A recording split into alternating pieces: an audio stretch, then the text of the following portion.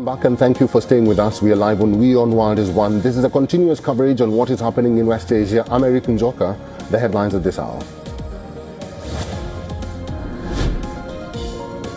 Death toll from Pakistan's violent weekend protests over the killing of Iran's supreme leader in US-Israeli strikes has reportedly reached at least 25.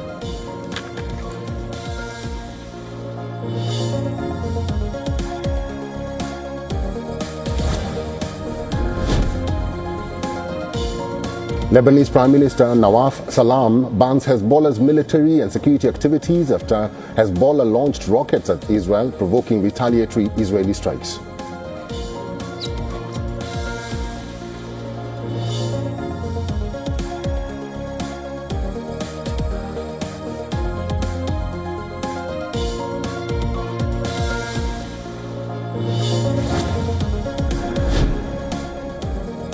Ukrainian President Volodymyr Zelensky says a long Iran war could impact on the deliveries of air defense ammunition from the US, key to protecting critical Ukrainian infrastructure.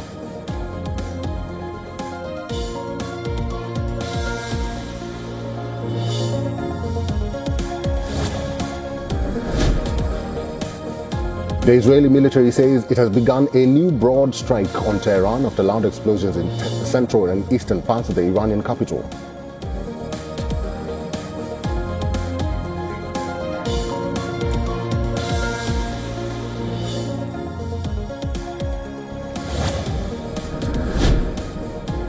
The US confirms 3 of its F-15 fighter jets have been downed over Kuwait in a friendly fire incident. This comes after Iran claimed to have downed the American warplanes.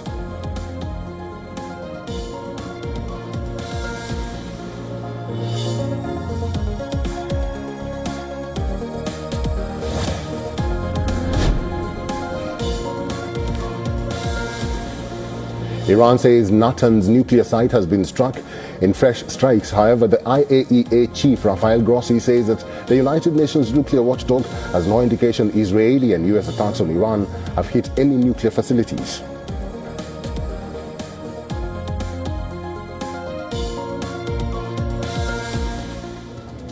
Well, we begin with some breaking news coming in from Lebanon. After Hezbollah launched strikes on Israel in support of Iran, Lebanon is again at risk of being dragged into the war. Israeli Defense Minister Israel Katz warned that Israel would send Hezbollah chief Naim Qassem to the bottom of hell, like Iran's supreme leader Ayatollah Ali Khamenei. Israeli military has issued evacuation warning to all residents living near any Hezbollah's Al-Qad al-Hassan branches in Lebanon. Thousands are currently fleeing southern Lebanon. Lebanese Prime Minister Nawaf Salam has imposed an immediate ban on Hezbollah's military and security activities and called on the group to hand over its weapons to the state. Once again, this is the latest from Lebanon, and we do understand that 31 people have been killed so far in Lebanon after Hezbollah launched strikes on Israel in support of Iran. Lebanon is again at risk of being dragged into the war. Israeli Defense Minister Israel Katz warned that Israel would send Hezbollah chief Naim Qassem to the bottom of hell, like Iran's supreme leader Ayatollah Ali Khamenei. Israeli military has issued evacuation warning to all residents living near any Hezbollah's Al-Qad al-Hassan branches in Lebanon. Thousands are currently fleeing southern Lebanon. Lebanese Prime Minister Nawaf Salam has imposed an immediate ban on Hezbollah's military and security activities and called on the group to hand over its weapons to the state. And so far, it has been reported that 31 people have lost their lives in Lebanon.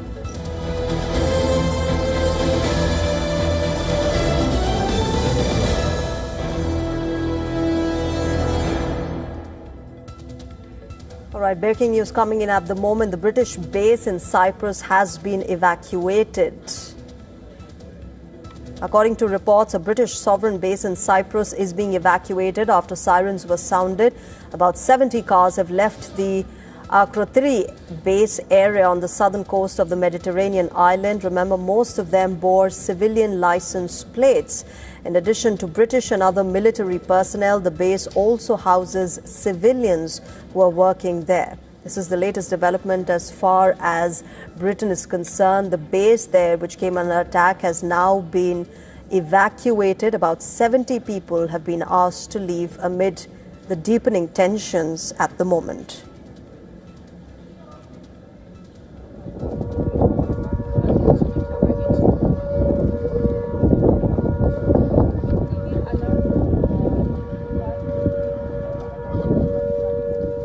Explosions have been reported at the British Air Force Base RAF Akrotiri.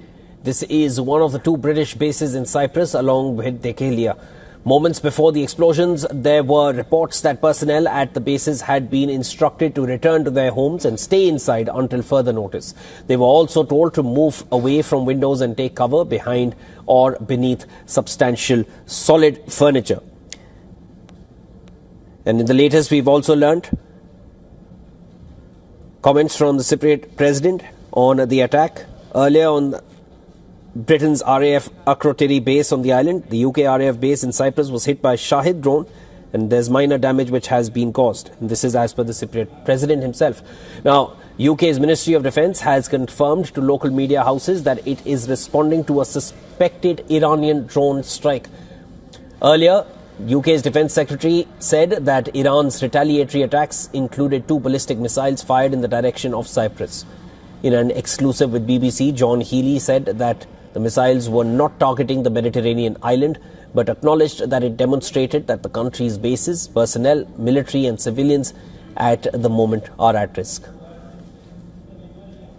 Now, he informed that the UK warplanes were involved in defensive actions in the region, operating from the UK's air bases on the island and from a base in Qatar, without providing further details about the missiles and any interception of them. Cyprus president said that he had spoken to British Prime Minister Keir Starmer and that he had clearly and unequivocally said Cyprus was not a target. This is after UK joined the blitz against Iran, with Starmer giving the US permission to use British bases for its operations. He said British bases could be used to intercept Iranian missiles or destroy missile launchers. However, the British Prime Minister clarified that UK was not involved in the initial US and Israel strikes, the preemptive strikes on Iran.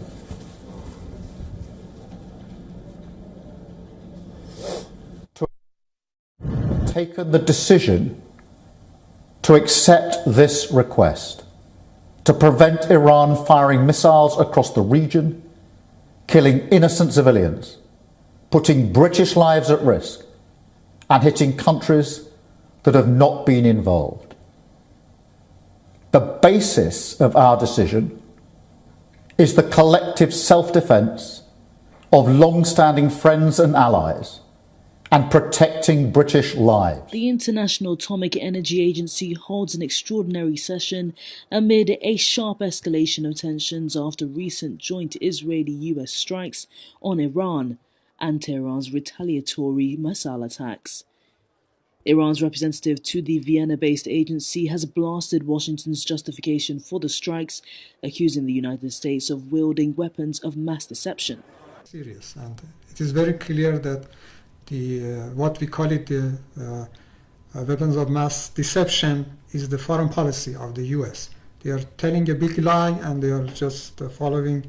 They have done in the past. The historical evidence shows that the issue of the possible weapons of mass destruction in the countries is just the pretext to attack and invade the countries. The head of the UN's nuclear watchdog has warned the situation in the Middle East is very concerning, urging utmost restraint. Rafael Grossi says that so far the agency has had no indication that any of Iran's nuclear installations have been hit or damaged. The intensifying military action in the Middle East will have serious consequences for Africa, the West African Economic Community, ECOWAS, has said in a statement. ECOWAS joins the African Union in expressing deep concern over the conflict, which began when Israel and the US launched strikes against Iran early on Saturday. Africa and other vulnerable regions will be particularly affected, ECOWAS said. Senegal's Prime Minister Ousmane Sonko has also warned of serious economic disruptions for the African continent. With 30 to 40% of the world's oil transit going through the Strait of Hormuz, Sonko said the conflict could lead to a surge in energy prices and a widespread increase in the cost of living. Morocco, meanwhile, has activated a crisis unit to address the concerns of Moroccans living in the Middle East. The Ministry of Foreign Affairs said it's closely monitoring developments in the region and made telephone numbers available to its expatriate community. In a statement on Saturday, the African Union called for restraint, urgent de-escalation and sustained dialogue. The conflict has serious implications for energy markets, food security and economic resilience, AU Chairman Mahmoud Ali Yusuf said. He noted that in Africa, conflict and economic pressures remain acute. Let's talk about the markets that have been impacted by this conflict. Global markets opened the week in risk-off mode amid tensions in the Gulf. Brent crude surged as much as 13% at one point. Bloomberg Economics estimates that a full closure could push oil prices as high as $108 per barrel. Equities reacted sharply as well. Asian shares fell 1.3%. U.S. equity futures dropped about 1% at the open before trimming losses, and major Gulf markets saw steep early declines. Several markets, including the UAE, are closed for the day. Saudi Arabia's benchmark index fell as much as 4.6% before paring losses. As investors cut exposure to risk assets, capital rotated into traditional safe havens. Gold surged more than 2% at one stage, briefly crossing $5,380 per ounce. Silver also advanced sharply. The Swiss franc strengthened to its highest level against the euro since 2015, while U.S. Treasuries initially gained before giving up some of those advances. The U.S. dollar rose modestly, though analysts note that this episode is testing the greenback's traditional safe haven status amid policy uncertainty. Meanwhile, energy stocks outperformed broader markets. Saudi Aramco rose roughly 3%, while Australian energy producers posted gains of 5 to 7% on expectations of sustained higher crude prices.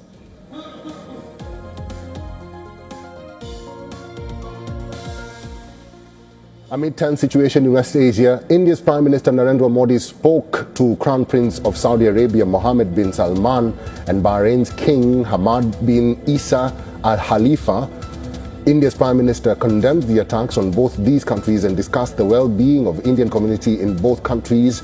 Once again, the Prime Minister of India just spoke to the Crown Prince of Saudi Arabia Mohammed bin Salman and Bahrain's King Hamad bin Isa Al Khalifa. India's Prime Minister condemned the attacks on both these countries and discussed the well-being of Indian community in both countries. Let's talk to Sidhant Sibol. He's our assistant editor for foreign affairs. Sidhant, there has been worry about the citizens who are living in these Gulf states. The government has urged them to remain cautious, not to leave, but to remain cautious and to monitor the situation as it is. And now we have the Prime Minister speaking to the leaders of all these countries. Well, this is the fourth leader, the Saudi Crown Prince, that the Prime Minister has spoken to. He has already spoken to Bahrain King and also the UAE President, and also the conversation focusing on the safety of the Indian community. Now, the Gulf region, the West Asian region, has almost 10 million Indians, and their safety is the top priority for New Delhi. India, of course, is also concerned about spiraling of the conflict. Many of these Gulf states are important partners of India. Saudi Arabia, whether it's Bahrain, whether it is the UAE, where almost 35% of the population is Indian. So India's focus is, of course, priority being according to the Indian national safety. But a big worry right now in Delhi remains over the spiraling of the violence, which is a clear case right now. All right, that is our assistant editor for foreign affairs, Sidhant Sibol. The Prime Minister of India has just spoken to the Saudi Crown Prince and the leader of Bahrain, and he sort of asked them to maintain the safety of the citizens who are living in their countries amid the tensions between the United States, Israel, and Iran. This is Dabu 7. You're looking at massive crowds coming out in Iran against the death of Khomeini. So America not seen as liberators by all these people upset, And the strikes continue all the way around. Certain countries and bases are getting hit right now. We have Israel getting hit. Iran, Tehran getting hit right now as I speak. And we have the red flag of revenge rising out of Iran, which signals where they're going to take this. You can see that flag right here.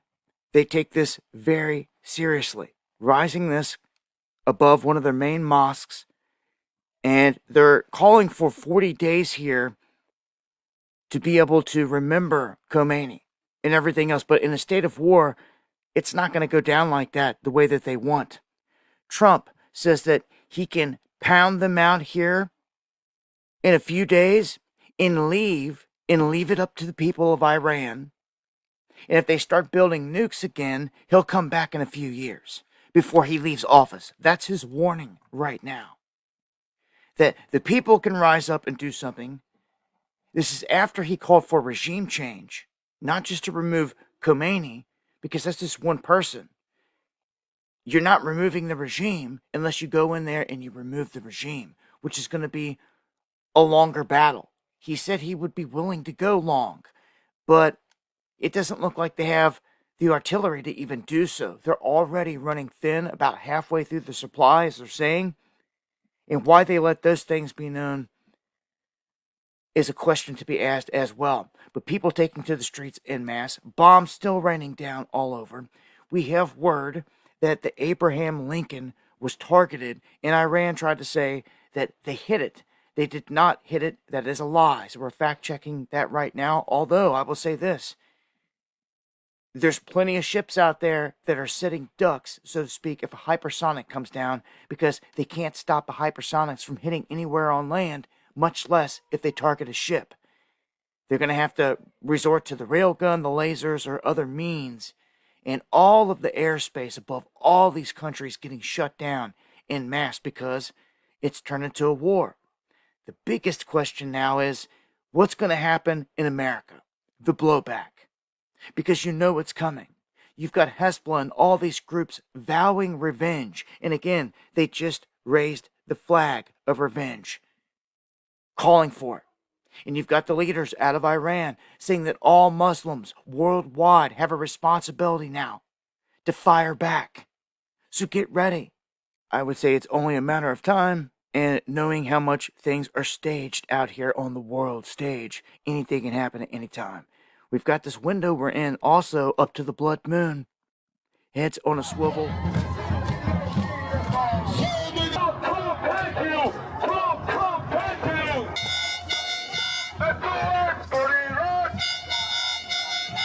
We love you! President Trump! We love you! President Trump! We love you!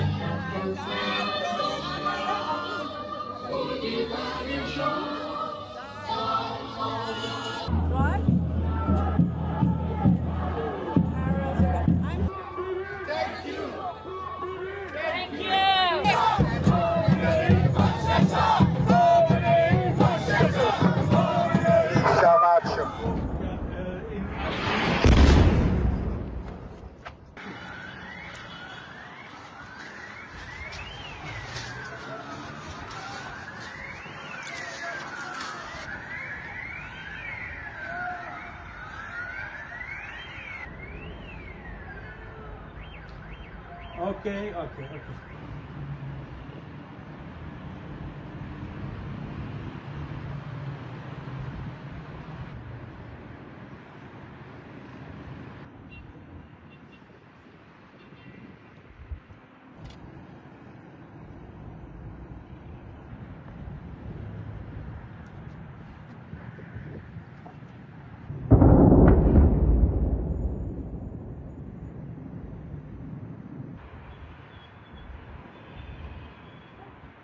The world is reacting after Iran confirmed that Supreme Leader Ayatollah Ali Khamenei is dead following the strikes by United States and Israel. US President Donald Trump spoke about the situation on Sunday, very recently. When asked who is now making decisions in Tehran, Trump said, and I quote, "I know exactly who, but I can't tell you," unquote. He hinted that there are good candidates who could actually lead Iran next. When reporters pushed further and asked if he had somebody in mind, Trump said, "At some point they'll be calling me to ask who'd I like." He later added that he was being a little sarcastic. Even before Iran officially confirmed the death, Trump has announced that 86-year-old cleric was killed. He called the moment historic and said it could be a major chance for the Iranian people to take back their country. He also claimed that some members of Iran's Revolutionary Guard and security forces may be seeking immunity. Trump signaled that military action could continue, and he said that heavy and precise bombing could go as long as necessary to bring what described as peace in the Middle East. Iran's state television later confirmed the assassination anyways, and the government announced 40 days of mourning. Khamenei has led the Iran for more than 3 decades and never publicly named a successor, and that has created deep uncertainty over who will now control the country's power system. Reports say that several senior figures were killed in the strikes, including Iran's defense minister and commander of the Islamic Revolutionary Guard Corps. Members of Khamenei's family were also reported dead, and Iran's National Security Council said that the assassination would lead to a great uprising next against what it calls a tyrants. This is a huge moment for Iran and region. A new leader must now emerge. The question is who will take control of Iran is still a big question. Nothing is cleared yet. Stay with us for more updates, and the story is continuing to unfold. The war that the United States and Israel are waging against Iran has rapidly expanded into an international conflict. The U.S. has surrounded Iran with 24 military bases, and Iran has retaliated in self-defense and hit many of these U.S. bases in neighboring countries. And now Europe is openly getting involved in this war. France, Germany, and the United Kingdom have all publicly supported the U.S. and Israel and have said that they're going to enter the war and support the U.S. that started this illegal war of aggression against Iran. I'm going to talk more about Europe's role in a moment here, but first I want to discuss a bombshell admission that was made by the U.S. Department of War, the Pentagon. CNN reported that in a briefing with congressional staffers on the 1st of March, the second day of this war that Trump started, the Pentagon admitted, I'm reading here from CNN, quote, Iran was not planning to strike U.S. forces or bases in the Middle East unless Israel attacked Iran first, undercutting the administration's argument on the 28th of February that Tehran was planning to potentially strike the U.S. preemptively and posed an imminent threat, end quote. So CNN is reporting that the Pentagon has admitted that this war is based on lies. When Donald Trump announced in a video he posted on social media early on the morning of the 28th of February that the U.S. had launched this war against Iran, he claimed that it was preemptive and the U.S. had to attack Iran because supposedly Tehran was threatening the U.S. The United States military began major combat operations in Iran. Our objective is to defend the American people by eliminating imminent threats from the Iranian regime. We now know this is a lie. This is yet another U.S. war of aggression based on lies. And CNN also interviewed U.S. government officials who said there is no intelligence to support Trump's claim. It was completely manufactured, like the lie that the George W. Bush administration spread, claiming that supposedly Iraq's leader Saddam Hussein had weapons of mass destruction, WMDs, and that's why the U.S. had to invade Iraq in 2003. Both of these wars are illegal wars of aggression based on lies. So now that we've established this very important fact, let's talk about Europe's role in this war. The governments of France, Germany, and the United Kingdom published a joint statement on the 1st of March, openly saying that they're joining this war, that they support the U.S. and Israel in this war of aggression against Iran. And they said that they are, quote, enabling necessary and proportionate defensive action to destroy Iran's capability to fire missiles and drones at their source. We have agreed to work together with the U.S. and allies in the region on this matter, end quote. Then on the same day, the Prime Minister of the UK, Keir Starmer, revealed in a video that the UK is allowing the US military to use British bases in order to attack Iran. In other words, the UK is now directly participating in this illegal war of aggression against Iran, which means the UK is now a valid target. Iran, under international law, has the right to respond and hit British military bases that are being used to attack it in an illegal war of aggression. This means that Europe is not only supporting this war, multiple European countries are now directly involved and complicit in waging this war against Iran, which means you should not be surprised if Iran starts to hit British and French military facilities because they're now legitimate targets. And multiple European countries have been working with the U.S. military in the 24 bases in the Middle East, in West Asia, that surround Iran. And the narrative we hear coming from Western governments is that Iran is supposedly this crazy country that's just attacking countries haphazardly for no reason at all. But in reality, Iran has a legitimate right under international law to act in self-defense.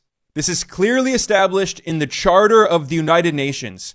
Article 51 of the UN Charter says that countries have, quote, the inherent right of individual or collective self-defense if an armed attack occurs against a member of the United Nations, end quote.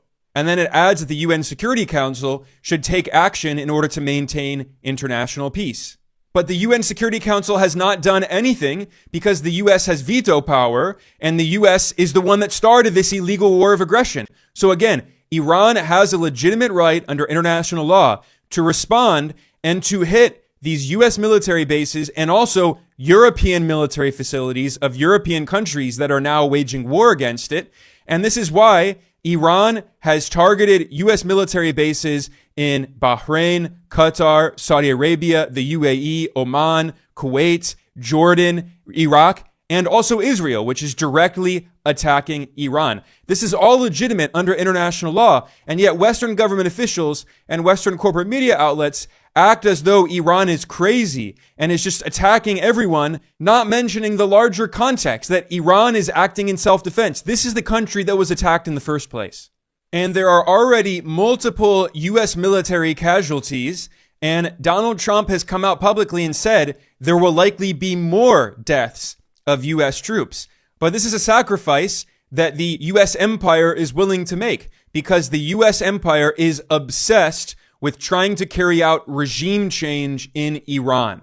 In 1953, the CIA overthrew Iran's democratically elected prime minister, Mohammad Mossadegh, because he nationalized the oil of Iran and refused to allow U.S. and British oil corporations to exploit it. Good morning, everyone. The purpose of my portion of the briefing today is to update you and the American people on the actions taken thus far. The briefing will discuss the preparation, the planning, setting the force, the early operations, and how we're assessing the progress thus far.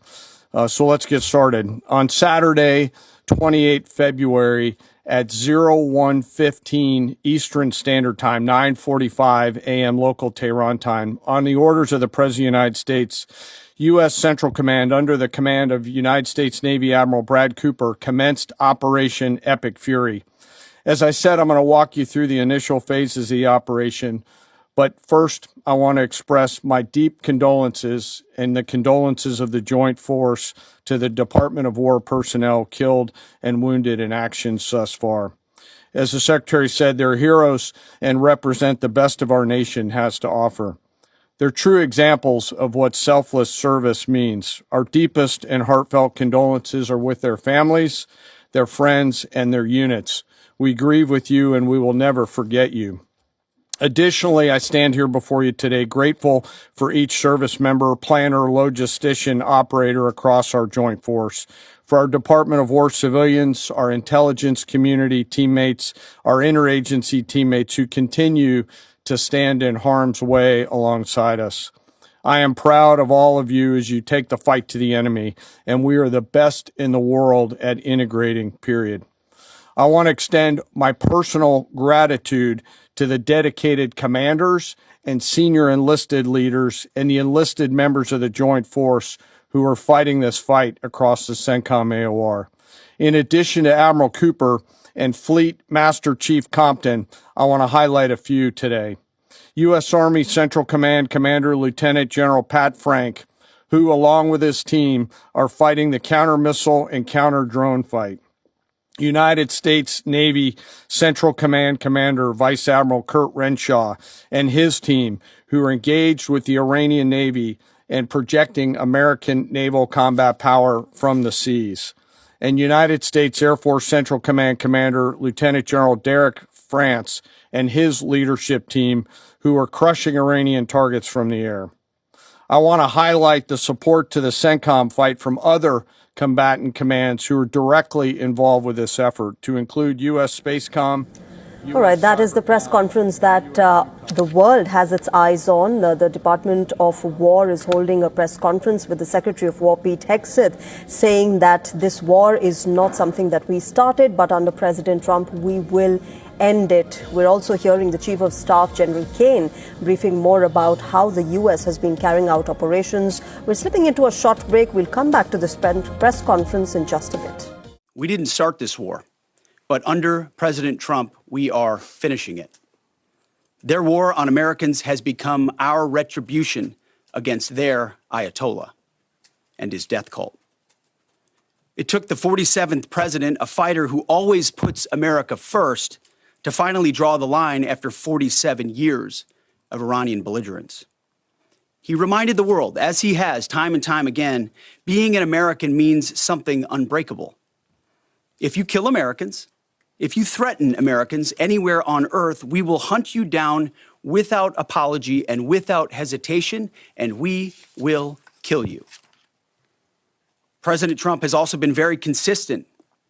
Crazy regimes like Iran, hell-bent on prophetic Islamist delusions, cannot have nuclear weapons. It's common sense. Many have said it, but it takes guts to actually enforce it, and our president has guts.